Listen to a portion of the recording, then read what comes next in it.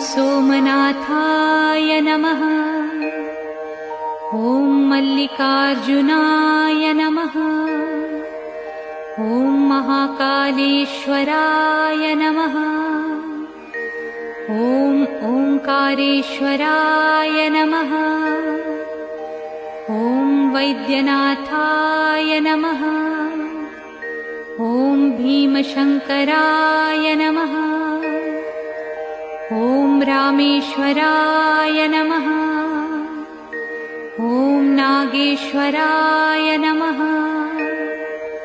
ॐ विश्वेश्वराय नमः। ॐ त्र्यंबकेश्वराय नमः। ॐ केदारेश्वराय नमः। ॐ भुस्मेश्वराय नमः।